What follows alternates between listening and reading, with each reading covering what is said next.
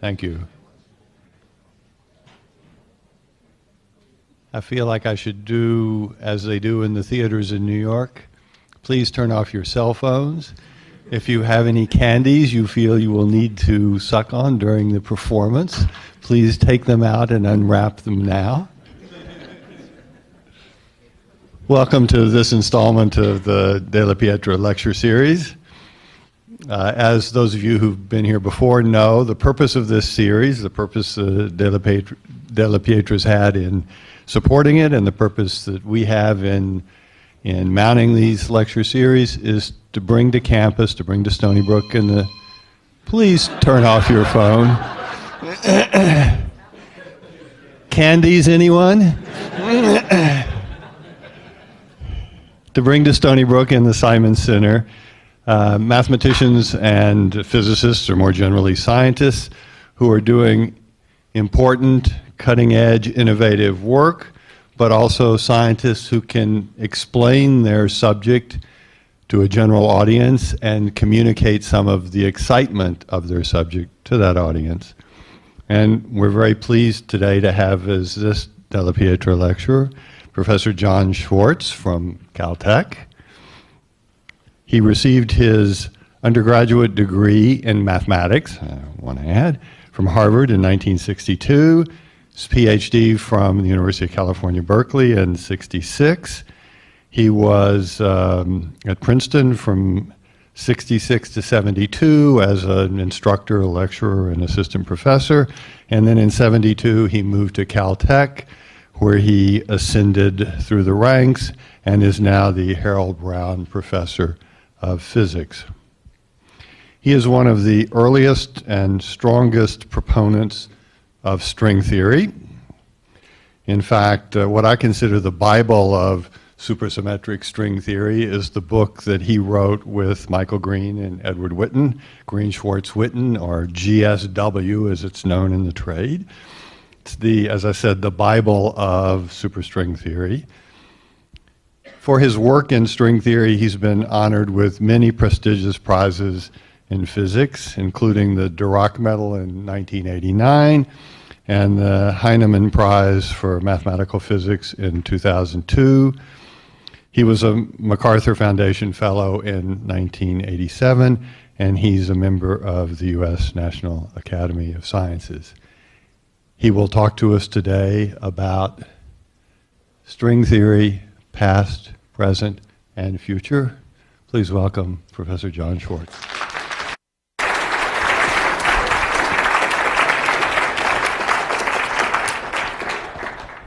Thank you for that kind introduction.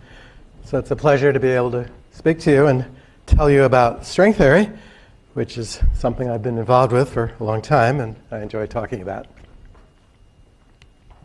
So in this talk, I'll begin by telling you how string theory originated in the 1960s and present some of the basic concepts in the first part.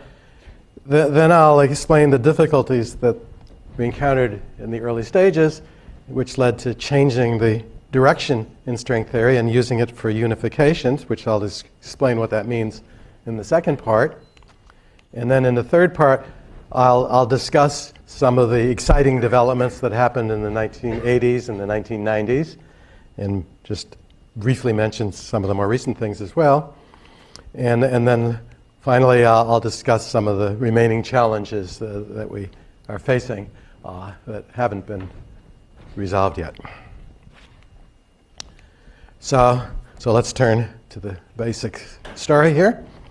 So in the 1960s, one of the important problems that theoretical physicists were confronting was trying to understand the strong nuclear force. And this is the force that holds protons and neutrons together inside the nucleus of an atom.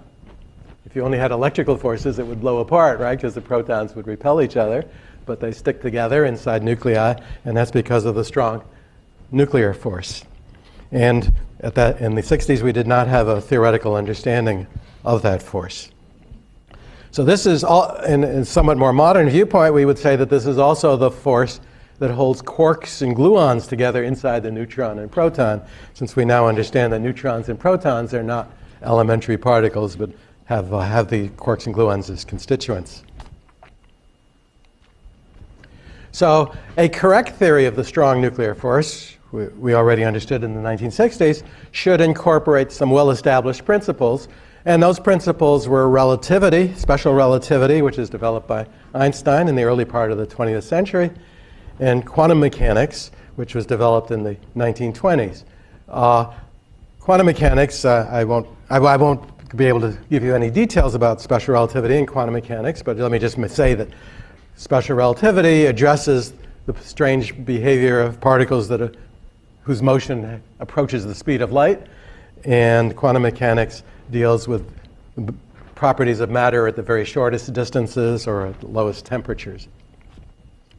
So a mathematical theory incorporating these principles, if it makes one further assumption, namely that the particles that are being described can be treated as mathematical points.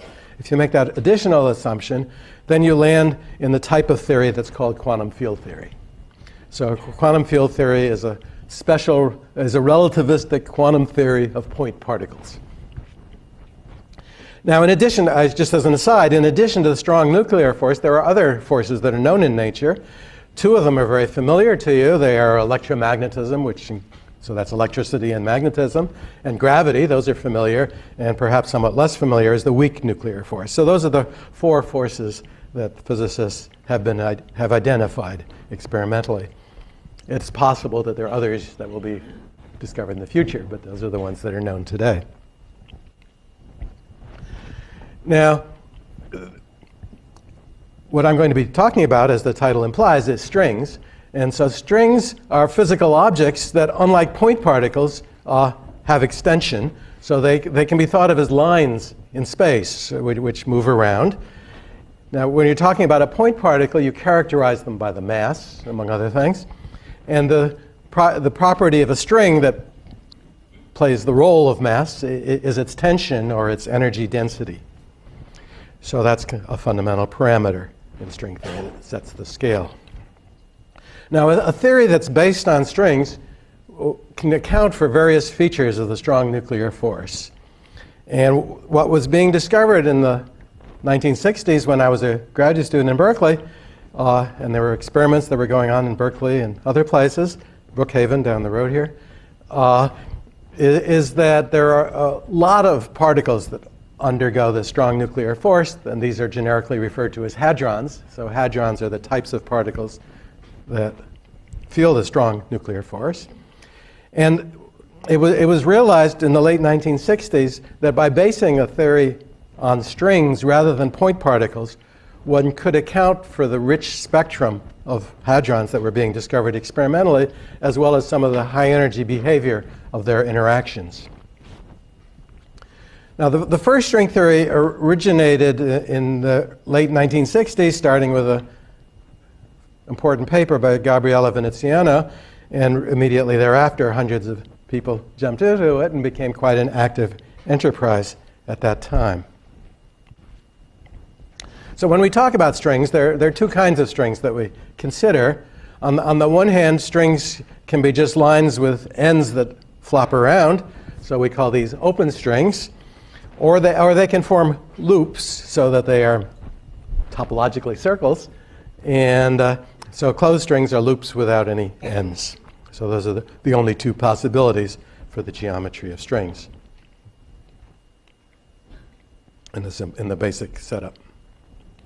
So the basic idea that we had back in the late 60s was that when you treat the string quantum mechanically, that the kinds of modes, the ways it can oscillate and move around are given by discrete possibilities. That's one of the characteristic features of quantum theory, is that you have discrete possibilities for the motions. And so each of these distinct types of motions of the string the idea was that would be identified as a different particle. So this was kind of an exciting idea because it was already a unification of a type. So the idea was that even though we were discovering hundreds and thousands of hadrons, these strongly interacting particles, then perhaps they could all be viewed as being different modes of oscillation of an object, namely the string, and so that there's really just a unique object, the string, and it's just its different manifestations that give rise to these different particles that were being discovered, the rich spectrum of hadrons. So that was the idea that we had, and people got very excited, and there was a lot of work on this in the late 60s, early 70s, but already around 1970, 71, it was realized that there were some very serious problems. Even though it had the advantages that I mentioned, it also had some serious difficulties. And it's important to focus on things that don't work as well as the things that do work. And one of the really bizarre things that came as a complete surprise to us was that the original string theory that was developed was mathematically inconsistent, or it was inconsistent with quantum theory, unless you assumed that instead of having 3 dimensions of space, which we know is the right answer, that there should be 25.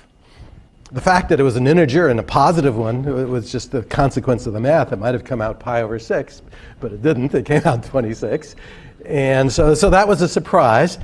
So 26, when we speak of 26 dimensions, we're including time. So there's always one time dimension, but the number of spatial directions depends on the theory that you're discussing. And this original string theory required 25 spatial dimensions, which is 22 more than we know exist.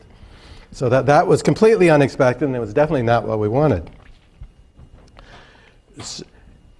There was another serious problem with the original string theory, and that is in quantum theory, all elementary particles fall into 2 categories that are called bosons and fermions. So there are these 2 different kinds of elementary particles that have very different features.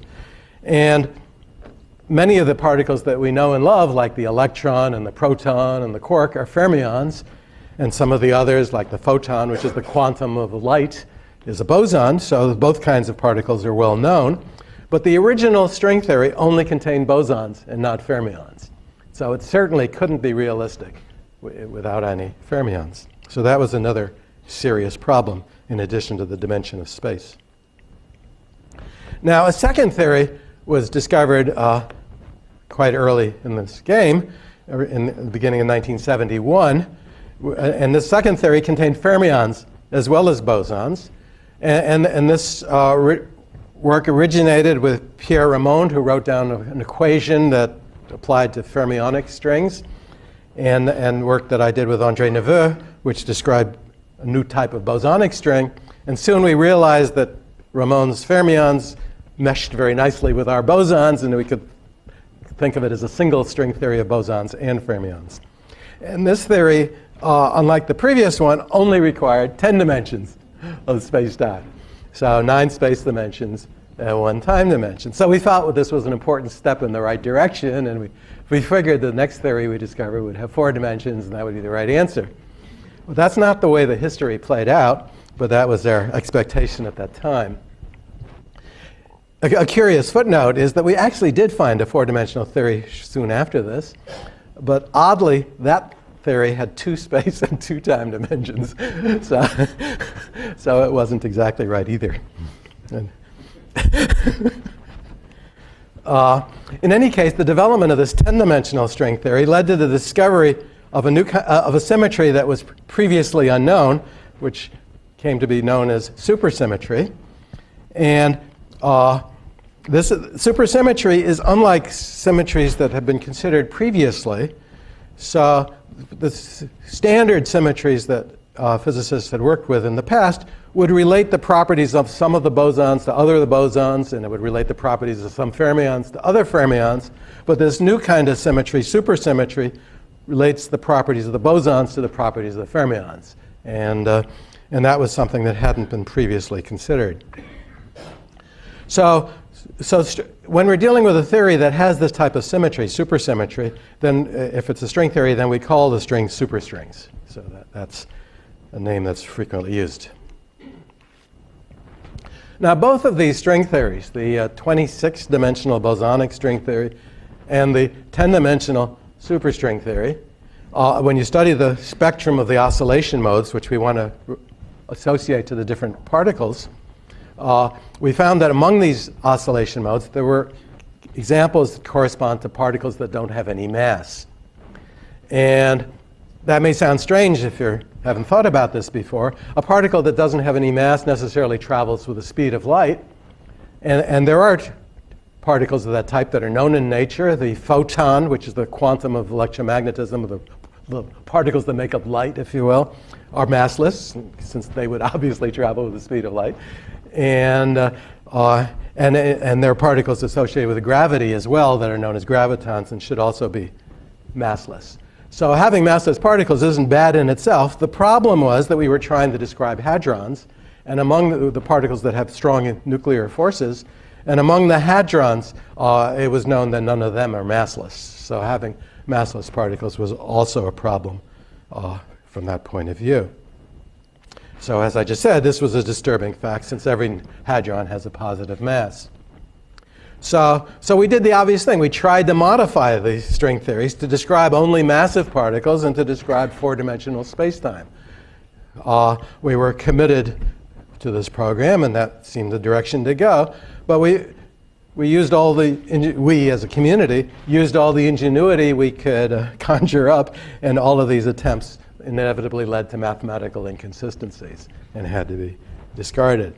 So we were stuck with these peculiar theories that were mathematically beautiful and intriguing, but didn't seem to solve the problem we wanted to solve of understanding the strong nuclear force, even though that was the original motivation.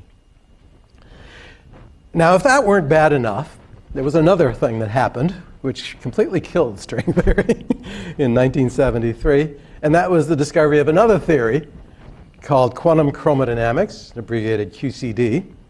And this is a theory of the strong nuclear force that is much more conventional. It is a quantum field theory based on point particles, which I mentioned earlier, the quarks and gluons. And this quantum field theory very quickly became clear was the right theory of the strong nuclear force. So there was no need for this string theory, which was giving all these crazy results I described. Here was the right theory. And so the obvious thing happened. Namely, most of the people in the community decided since QCD is correct, there was no need for string theory, and so it was abandoned by all the hundreds of people who were working on it. And only the community of several hundred theoretical physicists was reduced just to a handful of diehards, including myself, which is what it says on the next, which is what it says on the next slide. And So what I'm going to do is I'm going to summarize what I said so far and ask for questions, and then I'll move to part two. So string theory was developed to describe the strong nuclear force. This was unsuccessful because the string theories that were discovered require unrealistic extra dimensions of space and massless particles. And furthermore, the correct theory of the strong nuclear force, QCD, was discovered. So string theory was abandoned by all but a few diehards, including myself. So at this point, are there any questions? Why are you giving this talk? That's the answer to that is stay tuned. Okay. Yeah. Yes. One of the properties you described of string theory was the unification, so that you could have a single entity that could describe in terms of tension and energy various particles. That's right. Does QCD have that property? Well, QCD does describe all the hadrons, but that's not exactly the way that it does it. It's more complicated. It's very hard in QCD to understand the properties of hadrons. Even though the theory is fully formulated, we don't have nice mathematical tools for doing that. And to get the properties of hadrons out of QCD involves massive computer calculations, which are very difficult. So it would be nice to have a string theory of hadrons, which because that would which was equivalent to QCD, but it would be a reformulation of the theory in which it was easier to understand the properties of hadrons. And many people are working on that problem even today, but it hasn't yet been solved. Okay, so I'll move on to part two now. You've got one more question over here. Oh, okay. So this is a simple question. How does one or a group of people go about developing the theories? Do you sit in a room and talk about it? Well, sure. Yeah, we meet in various sizes of collaborations, have conferences, and interactions of all sorts, and small collaborations, large collaborations, conferences. Thinking alone. Thinking alone. So, everybody has their own style. Some people like to work alone. Some like to work in groups. Come to places like this. That's right. People with similar interests. Exactly. So the answer to the question why continue doing this will be unification. But before describing why string theory is good for unification, I should first describe what we want to unify. So there are two things that we want to unify. One is something called the standard model. So this is a quantum field theory that combines QCD with a theory of the weak nuclear force and the electromagnetic force. So three of the four forces that I mentioned at the beginning are combined in something called the standard model, which is an extremely successful theory, and I'll say a little bit more about it on the next slide. And the other thing that we want to combine that with is general relativity.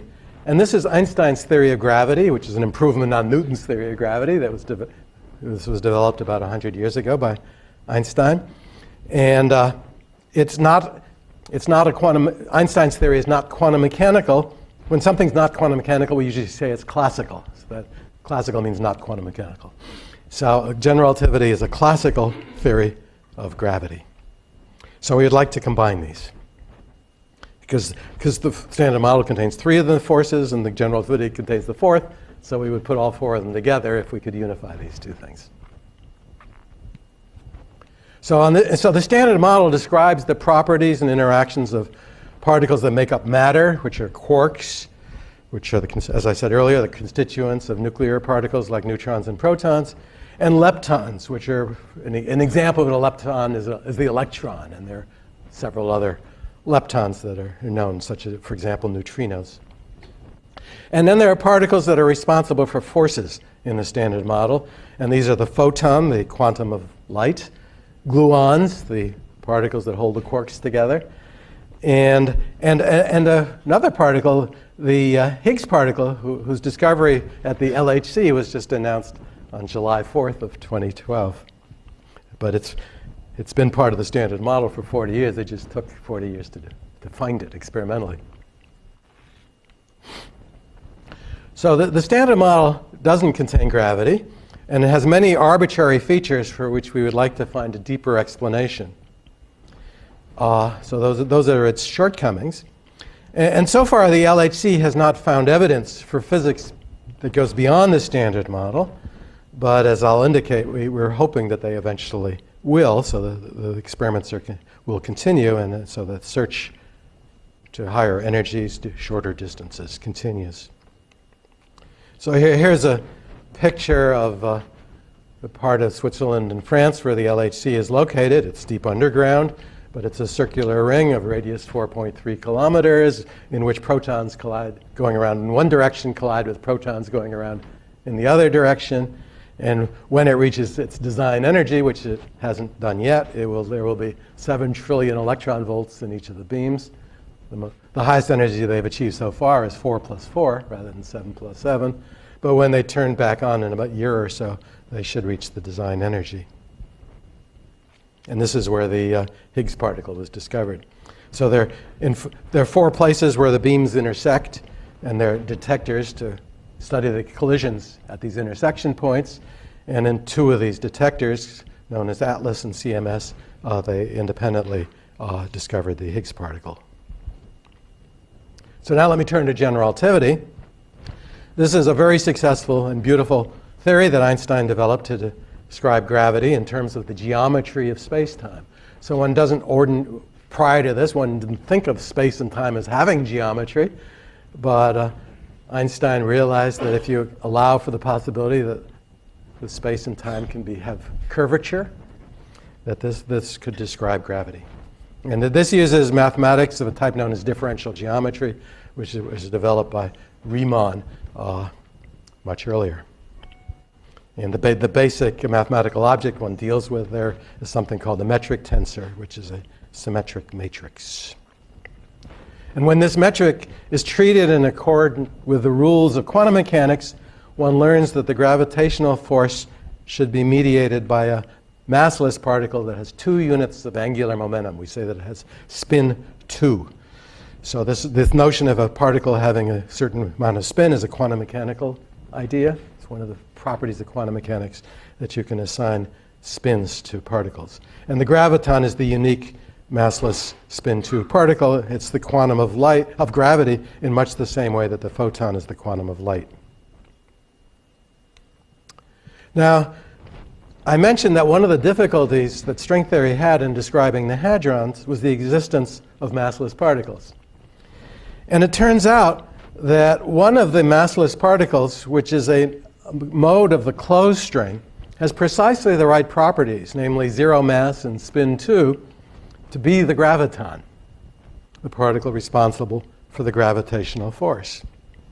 Now, this seemed like a bizarre idea because the graviton certainly does not have strong nuclear interactions, and we were trying to describe hadrons, which do. So if you want to take this idea seriously, that string theory should describe gravity, then you're changing the program in a dramatic manner. So at accessible energies, the interactions of the string theory graviton agree exactly with those of the graviton in Einstein's theory of general relativity. So one could say that string theory predicts the existence of gravity. We were unable to get rid of this massless spin 2 particle in the hadron spectrum, in the string theory spectrum, and it is gravity, whether or not that's what you want. And so obviously gravity was known before string theory, so saying that string theory predicts gravity is a little bit unhistorical or anti-historical, but anyway, it gives you the idea. So it turns out that the massless modes of open strings are particles that have spin 1, so half as much spin as the graviton. And at low energies, they behave just like the gauge particles that are responsible for forces in the standard model. So these spin 1 particles can describe electromagnetism, the weak nuclear force, and the strong nuclear force. You have to do things just right to get the right forces, but you get the right type of forces automatically from open strings. And in more modern constructions, there are other ways of doing it as well. So these facts led Joël Scherk, a French collaborator, and myself in 1974 to propose using string theory for the unification of all forces, including gravity. So we abandoned the idea of just making it a theory of hadrons and thought of using string theory for unification. So we stumbled upon a possible realization of what you might call Einstein's dream, because in his later years, Einstein worked hard on the problem of unification, and what that meant for him was giving a theory that combined electromagnetism with gravity. He didn't know yet about the nuclear forces. They weren't understood in those days, and so which is one of the reasons he couldn't possibly have been successful, even though he was quite clever. And but anyway, it was a good program that he launched, but it took a while for it to be realized. So when strings were supposed to describe hadrons, their size had to be, the typical size of a string had to be about the size of a proton or neutron, and that's about 10 to the minus 13 centimeters, roughly. So that's the size of a nucleus of an atom. And to account for the observed strength of gravity, the typical size has to be closer to what we call the Planck length. So this is a number that was first computed by Max Planck, and the reason is that you just need to know 3 basic constants of nature. So h is the basic quantum that Planck discovered, and g is Newton's constant, which characterizes gravity, and c is the speed of light, which is characteristic for relativity. So if you want a relativistic quantum theory of gravity, h, g, and c are your natural units, and if you just combine them using dimensional analysis to make a length and put in the observed numbers, you find that the distance is approximately 10 to the minus 33 centimeters, which is 20 orders of magnitude smaller than the size of a nucleus. Planck was the first person to know h, which is why he was the first person to do this calculation. So this was a dramatic change in viewpoint, because suddenly, with changing the program in this way, our string suddenly shrank by 20 orders of magnitude. 20 orders of magnitude is the ratio, roughly, of the size of an atom to the size of the solar system. So that's how much our strings shrank. But fortunately, the mathematics didn't change, so we could continue going about our business. Now, using strings for unification had some additional advantages. So prior attempts to construct a quantum version of general relativity had assumed point particles, meaning they worked with quantum field theory. And all of these attempts gave rise to infinite results for quantum effects that didn't make sense. In the technical jargon, we say that there were non-renormalizable ultraviolet divergences. But that just means that there were infinite results that didn't make sense. By contrast, string theory gives sensible finite results for these same quantum effects. There are no ultraviolet divergences. So that was good. A second advantage of using string theory for gravity is that in a theory of gravity, such as general relativity or string theory, the geometry of space-time is determined by the equations of the theory. We say it's determined by the dynamics. And so you don't put in the fact that space-time has a certain geometry. You require that it be a solution to the equations of the theory. So when string theory is used to describe gravity rather than the strong interactions, it makes sense to consider solutions to the equations of string theory in which the extra dimensions form a tiny compact space, which might have the shape of a sphere or a torus or something much more complicated. But whatever it is, the important thing is that they form a very small space, and so the extra dimensions, if they're small enough, wouldn't be observable at low energies, because to observe a space that's very small, you need very high energies. And so they haven't found extra dimensions at the LHC, so that means it tells you that extra dimensions, if they exist, have got to be smaller than a certain distance. So space can appear to be three-dimensional even if there are additional dimensions of space. So there's a tiny space attached to every point in three-dimensional space. You can't sense it because your quantum mechanical wave function is spread uniformly on that space. Now, experiments at the LHC are looking for signs of extra dimensions. Some theorists have suggested that they might be able to discover them there. But my guess is that these extra dimensions are too small to be observed at the LHC. So I don't expect them to be discovered. But I could be wrong, so it's important that they keep looking.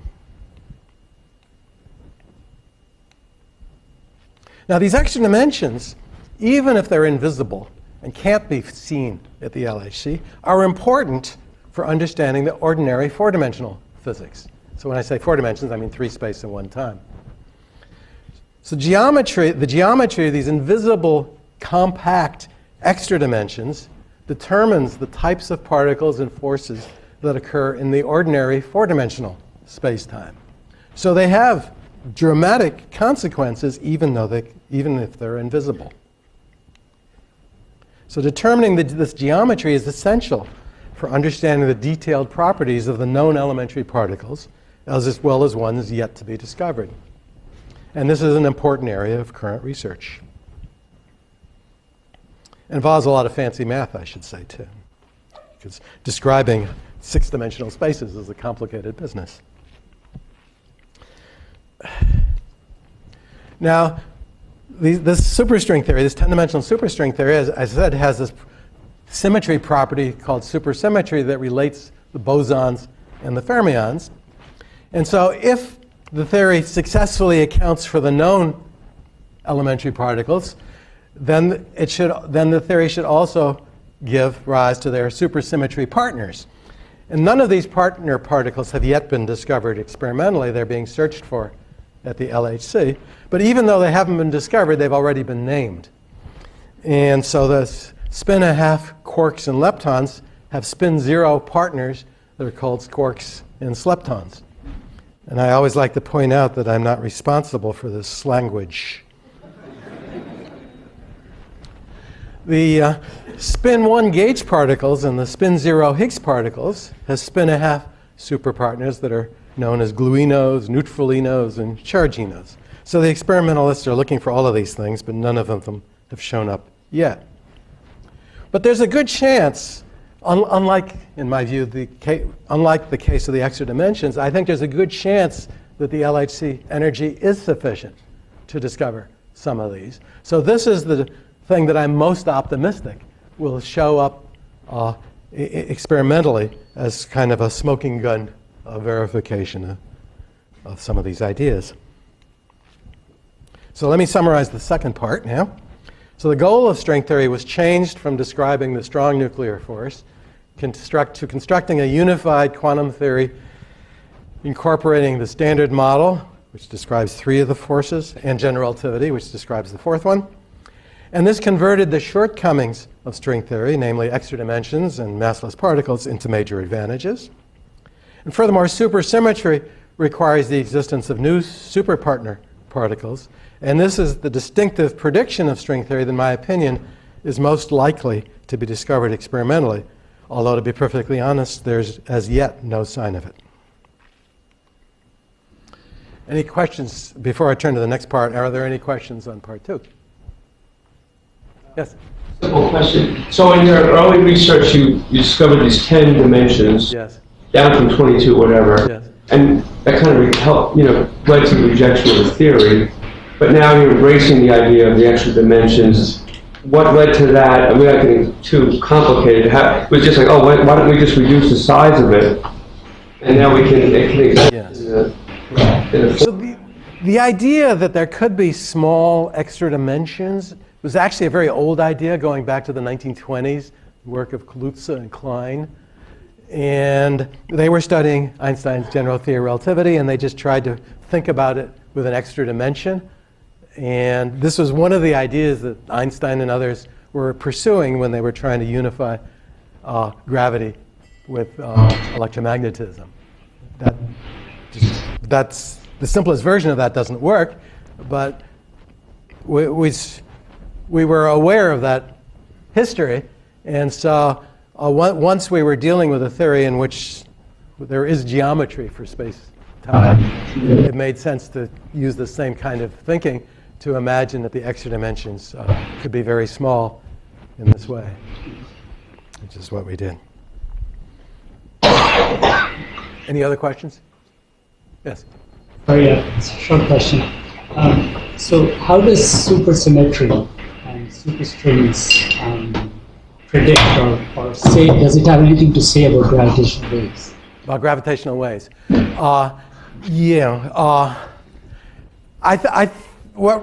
When we think of gravitational waves, I think you only need to know Einstein's general theory of relativity. You don't need to know about string theory to think about gravitational waves. There are experiments underway searching for gravitational waves. And aside from indirect evidence that was announced last week, there's no direct discovery of gravitational waves. But there are experiments underway that are likely to discover them in the next couple of years. Experiment called LIGO, for example. But that won't be regarded as evidence for string theory when they find them. That's just confirmation of the predictions of general relativity. We have indirect evidence for gravitational waves. Any other? Why do you expect the extra dimensions to be compact versus non-compact? Yeah. So if they were non-compact, unless you do something rather exotic, you won't get the kind of mass gap they need for space-time. There may be more exotic possibilities where something compact might be conceivable. But this is the most straightforward possibility. So let me move on. So in the 1980s and 90s, there were a number of interesting developments, which I'd like to tell you about now. So an important property of the standard model, which you remember describes 3 of the forces, is something known as parity violation, which was discovered in the 1950s. And so this is a fact of nature, which is a property of the weak nuclear force, which I haven't specifically talked about yet. And this property, referred to as parity violation, what it means is that the theory is not symmetrical under mirror reflection. So if particles are doing whatever it is they do, and if you were to look at their motions in a mirror, you should be able to realize that they're doing something that was wrong, because the theory has a definite handedness, and the mirror would flip that handedness. So the basic laws of nature have a handedness, at least in the weak nuclear force. And so that's an important fact of nature. So any theory that wants to be realistic has got to accommodate this possibility. And parity violation, turns out, is very difficult to reconcile with quantum mechanics. It works beautifully in the standard model. But what can go wrong is when you consider the effects of quantum mechanics, you can find breakdowns of the theory which are referred to as anomalies. And in the case of the standard model, these anomalies magically cancel and everything is consistent. So any other theory that's going to account for parity violation has to have that same sort of consistency. And for a long time, it was unclear whether parity violation was a possibility in string theory. We knew theories that looked like they could give parity violation that were not mirror symmetrical, but we weren't sure whether or not they were consistent with quantum theory. They could have given rise to anomalies, which would have meant they were inconsistent theories, have to be discarded. And so that question was kind of an open question until 1984, when Michael Green and I discovered an anomaly cancellation mechanism that makes parity violation possible in string theory. So I can't describe the details of how that works. It's a little bit complicated. But anyway, that's what happened. We did this work when we were in Aspen, Colorado, at the Aspen Center for Physics. And this is a picture of us at that time. Okay. It was interesting because from the period from about 1974 until 1984, there were only a handful of people working on this stuff, Michael and myself and a few others, but not very many. So after more than a decade in the doldrums, string theory suddenly became a hot subject in the mid-1980s. The anomaly cancellation mechanism, together with some subsequent discoveries that I'll mention, convinced many theorists that superstring theory could give a deeper understanding of the standard model as part of a consistent quantum theory that contains gravity. So one of the subsequent discoveries, a group of 4 Princeton theorists, which came to be known as the Princeton String Quartet, quickly discovered 2 new superstring theories. Michael and I had formulated 3 of them. So at that point, we had 5 superstring theories. The 3 that we had formulated were called Type 1, Type 2A, and Type 2B. And the 2 that the Princeton people found had these more complicated names that I've written out here. These mathematical names, SO32 and E8 times E8, those are the names of some symmetry structures that Michael and I had found were the only possibilities that worked, where our mechanism worked. So each of these 5 theories requires the existence of supersymmetry and 10 dimensions for space-time. And each of them is otherwise unique. There are no adjustable dimensionless parameters. Now, I mentioned these extra dimensions can get rather complicated. And there are some complicated 6-dimensional spaces that are called Calabi-Yau spaces, named for 2 mathematicians. And another group of 4 physicists, 4 authors, considered attaching one of these, proposed using Calabi-Yau spaces for these 6 extra dimensions. So there'd be one of these attached to every point in 4-dimensional space-time. And this particular choice of space for the extra dimensions had the virtue that it solves the equations of the theory and gives a parity-violating supersymmetric theory in ordinary 4-dimensional space-time, which is what we wanted. There are actually lots of possible Calabi-Yau spaces, so this isn't a unique setup, but it's a class of spaces that you can use for this purpose. So starting with this E8 times E8 heterotic theory and choosing the right Calabi-Yau space, people noticed that one could obtain a supersymmetric extension of the standard model with many realistic features. Back in the 1980s, people focused on all the things that worked right, and that was very impressive. Nowadays, we're more sober-minded, and we focus on the things that don't work, and there are serious shortcomings in these constructions, and nowadays people do things that are more sophisticated to address those issues. So even this, which involves already some complicated math, is inadequate, but it was an important step in the development. So subsequently, another set of revolutionary ideas, which came to be known as dualities, were discovered. And dualities are really just equivalences.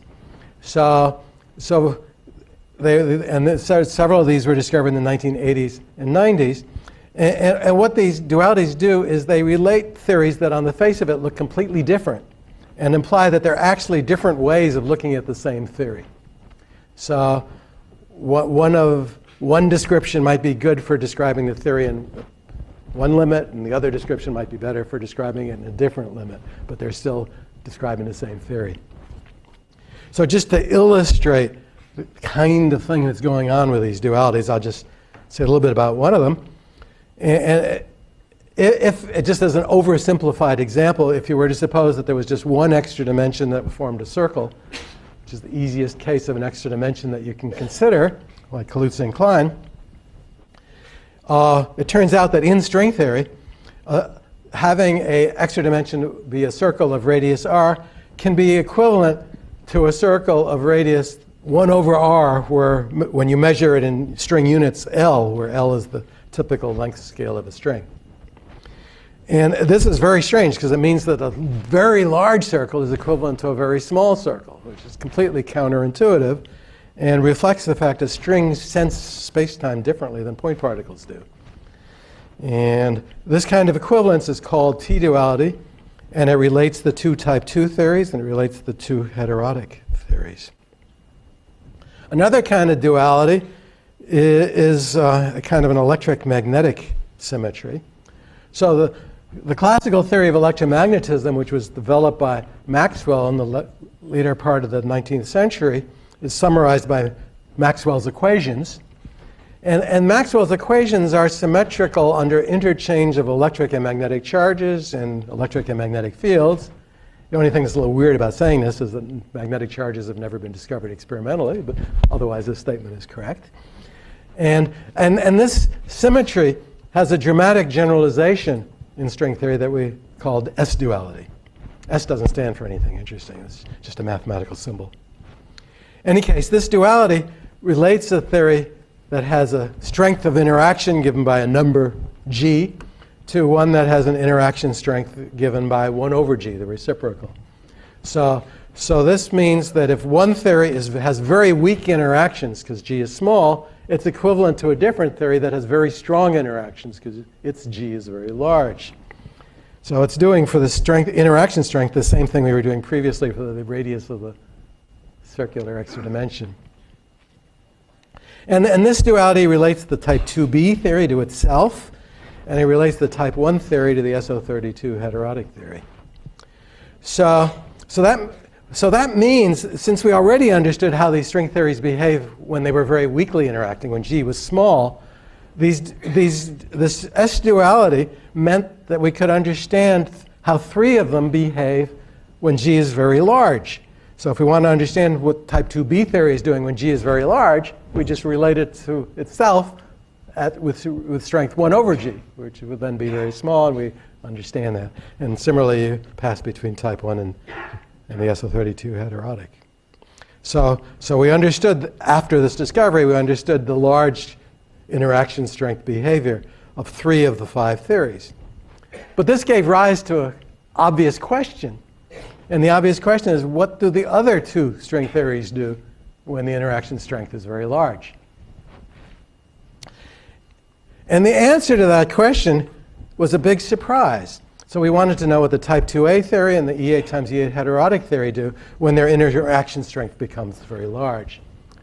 Are they equivalent to some other theory with a weak interaction like we found before, or is there something else going on? And the answer, which was found in the mid-90s, was a big surprise. And it turns out is that they grow an extra dimension.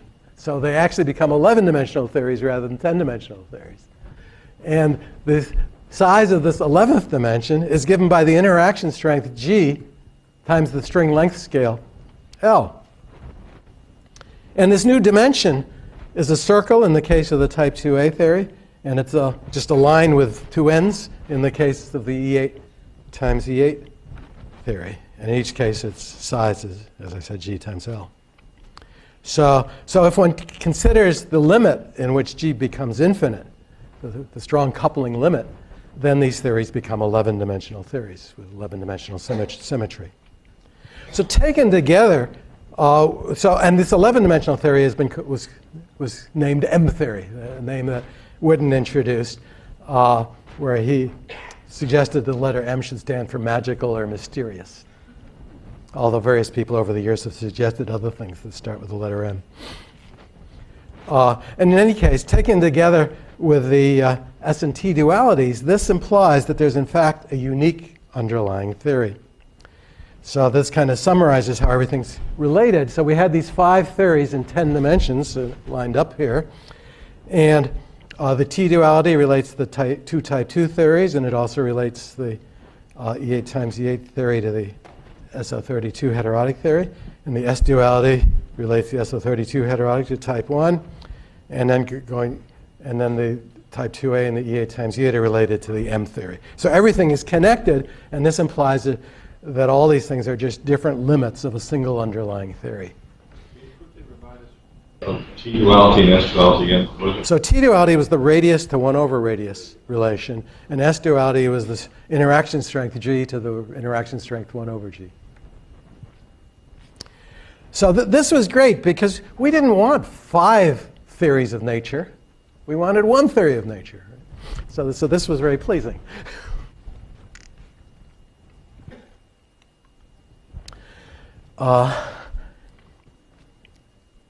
There was another duality discovered a few years later, in the later part of the 1990s, by Juan Maldacena, which goes by the name of ADS CFT duality, or there are various other names for it as well. And it's quite different from the other dualities. This relates string theory or M theory, certain string theory or M theory geometries that contain some negatively curved space called an anti-de Sitter space. So de Sitter was a person's name, and he introduced something called de Sitter space, which has positive curvature. And if you do the same kind of construction with negative curvature, it's called anti-de Sitter space. So that's, anti was not his name. In any case, this negatively curved, when you have these theories with this negatively curved type of space, it turns out that the string theory or M theory is actually equivalent to a quantum field theory that's localized on the boundary of this space. And this is a very bizarre, and all these things are bizarre and surprising. This one is particularly so, and particularly profound. And it, even though it was discovered more than 15 years ago, it still remains a very active area of research, and people are still trying to understand it better. What are the dimensions? Pardon? What are the dimensions now? The dimensions. Okay. So, right. So string theory is typically 10 dimensions. M theory is typically 11-dimensional. And the dimension of the quantum field theory on the boundary depends upon which example you consider. So in any case, the boundary is always less than 10 or 11. It's typically 3, 4, 5, something like that. 6 maybe. 6 would be the largest. And so since the string theory or M theory is related to a quantum field theory in a lower dimension, one says that these are holographic descriptions, because holography is the idea that you represent a 3-dimensional world on a 2-dimensional photographic plate. So here we're representing some 10 or 11-dimensional theory on some, that's being equivalent to some lower dimensional theory. So that's called holographic. And so holographic duality is another name for ADS CFT duality. This is an enormous subject. One could give many lectures on it. And it's fascinating, but that's all I'm going to say about it. So understanding this duality changed my attitude, as well as a lot of other people's attitude towards the status of string theory. So for many years, string theory was regarded as a radical and speculative alternative to quantum field theory for describing quantum gravity and unification. And I would have subscribed to that statement myself, even as a believer. But following the discovery of this ADS-CFT duality and other developments that I haven't mentioned, it's become clear that string theory isn't radical at all. It's the inevitable framework for the logical completion of quantum field theory. So, to summarize part 3, we found the 5 10-dimensional superstring theories were discovered in the 1980s. One of them has solutions with many realistic features, including parity violation. In the 1990s, we discovered various equivalences or dualities, and to deduce that there's a unique underlying theory which can also give 11 dimensions. The case for the fundamental correctness of string theory or M theory, I should add in here, in my opinion, is compelling. I'm sure there are people, theoretical physicists, who wouldn't subscribe to that statement, but anyway, I think most of the people who work in this subject would. Are there any questions before I go further? Supergravity as well? So supergravity is an extension of general relativity that incorporates supersymmetry, and it gives a good description of some of the low energy properties of string theory. So sometimes these dualities may be applicable in low energy limits, and in such a setup, string theory, supergravity would be relevant. So certainly in studying, when it relates to quantum field theory to string theory, in certain limits you can approximate the string theory by supergravity theory. And so you can at least discuss these dualities in certain limits using supergravity. Too, right? Pardon? Dimension 11 comes up. Yeah, so this 11-dimensional M theory has a low energy description, or approximation. So there's a low energy approximation to M theory, which is 11-dimensional supergravity. That's right. The 11 is discovered in gravity. Yes. You say though that there are 5 superstring theories and one of them has solutions with parity violation. Yes. Well, The other ones. yeah. So nowadays we have enough tricks up our sleeves that we can get parity violation out of anything.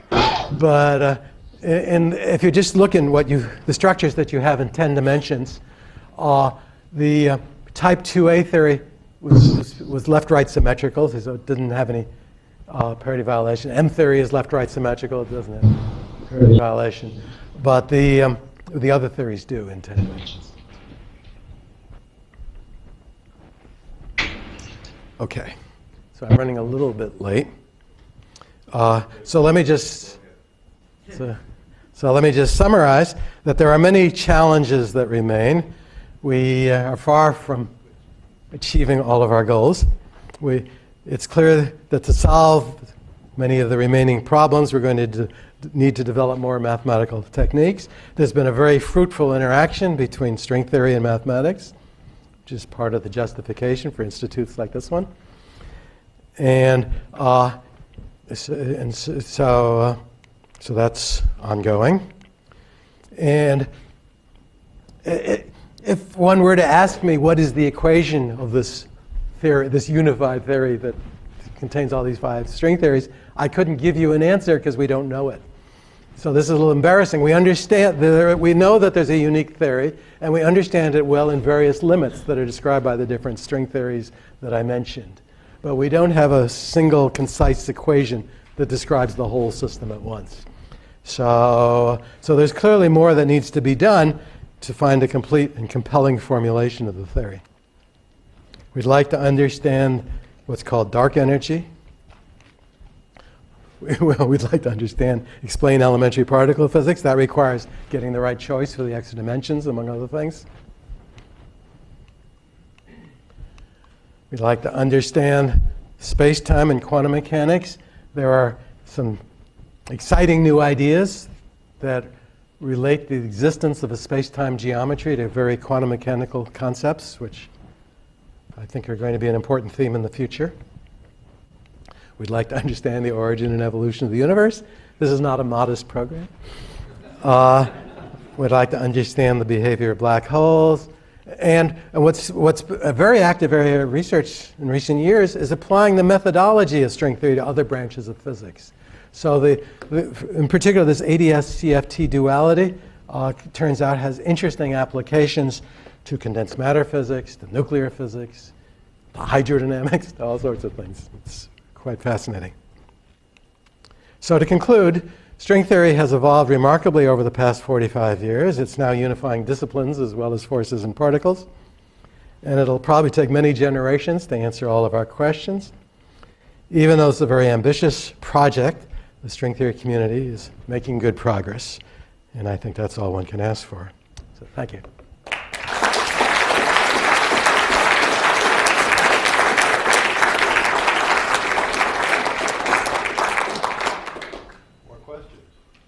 More questions?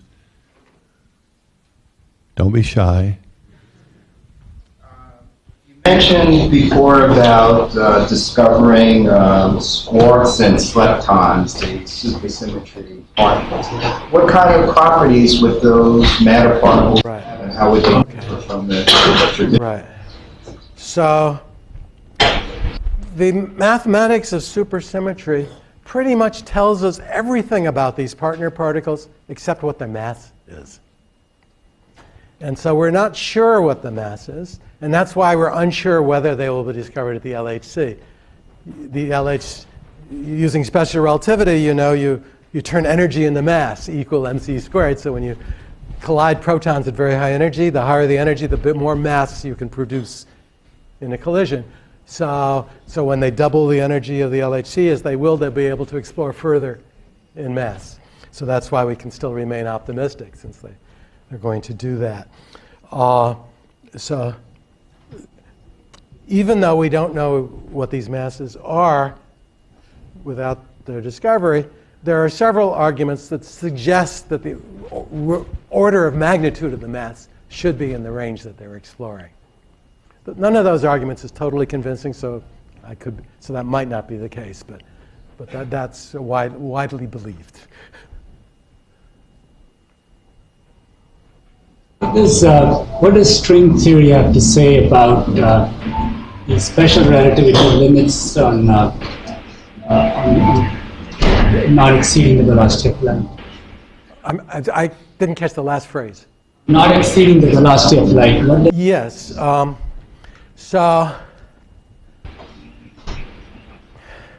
So it's important that particles shouldn't go faster than the speed of light. If you only know special relativity and you play with the equations, you can consider things that do go faster than the speed of light. They even have names. They're called tachyons. And there was this crazy claim a year or two ago about discovering tachyonic mass for neutrinos, which any sensible physicist knew was wrong very immediately. And then it turned out that they had, mismeasured the length of some cable or something. And some ridiculous mistake like that. So even though it's sensible just from the point of view of special relativity to consider tachyonic masses, it doesn't make sense in a quantum theory because it implies that the vacuum is unstable and decays. And that's just wrong. Hopefully. Other questions?